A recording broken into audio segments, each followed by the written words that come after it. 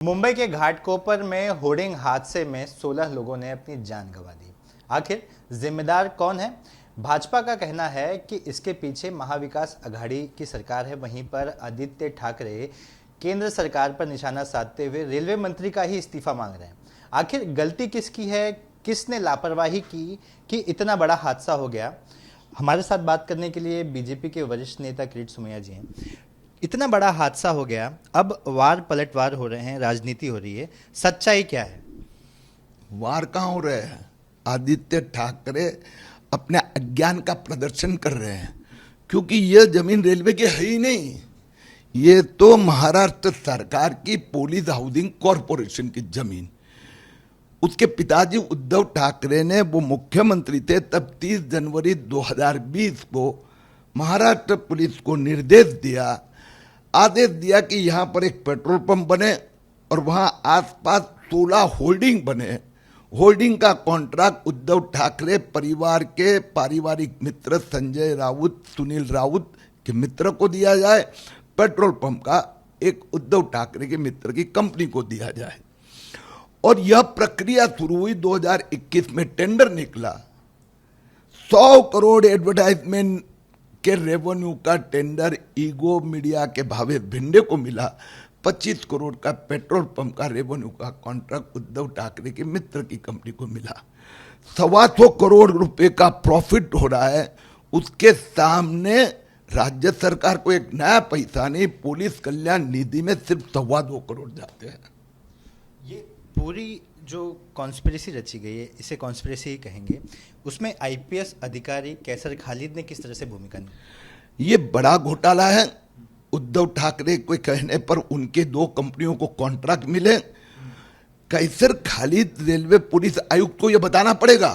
Tender 10 साल का था, वर्क ऑर्डर देते समय 30 साल का कर दिया। तो ये किसके कारण क्या, कौन से अधिकार के आधार पर कैसर खालिद ने ये 30 साल का कॉन्ट्रैक्ट दिया?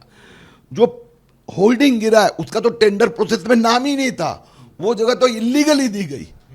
होल्डिंग की परमिशन 40 फुट की, लगाया गया 140 स्क्वायर फीट। तो मैंने देवेंद्र फडणवीस जी से प्रार्थना की है कि एसआईटी बिठाओ, इस सब की पूरी जांच हो, आवश्यकता पड़े तो इनकम टैक्स और ईडी की भी सहायता ली जाए।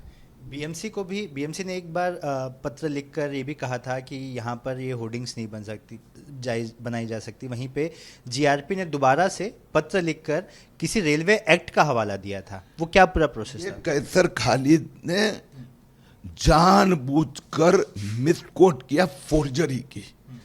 उन्होंने ये कहा कि ये रेलवे की जमीन है, ताकि ये जमीन महाराष्ट्र सरकार की पुलिस हाउसिंग कॉरपोरेशन की। रेलवे पुलिस जो जीआरपी होती है वो राज्य सरकार के अधीन काम करती है। कैसर खालिद ने जानबूझकर मिसकोट सुप्रीम कोर्ट का किया, एक गलत लीगल ओपिनियन उनके पास भेजा, और इसीलिए मैंने मांग की है कि ये जांच होती है तब तक कैसर खालिद को छुट्टी पे भेजना चाहिए। उन्होंने मिसकोट किया ये बताकर कि ये केंद्र की ज़मीन है और इसका हवाला देकर बीएमसी को मजबूर किया कि वो बैकआउट हो जाए। ये उन्होंने किया, अभी वो आदित्य ठाकरे ने ही कहा होगा, इसलिए आदित्य ठाकरे को पता था। इसीलिए कल मुलुंड में आके कहता है कि रेल मंत्री का इस्तीफा दे, त्याग पत्र दे। त्याग पत्र तो आपके पिताजी का होना चाहिए, रेलवे का कोई संबंध नहीं है। इसीलिए ये घोटाला बड़ा है, इसमें कौन पॉलिटिशियन इन्वॉल्व है, एसआईटी द्वारा जांच हो। एक और सवाल, उस जमीन पर क्या बनना चाहिए था? वो किसके लिए रिजर्व था?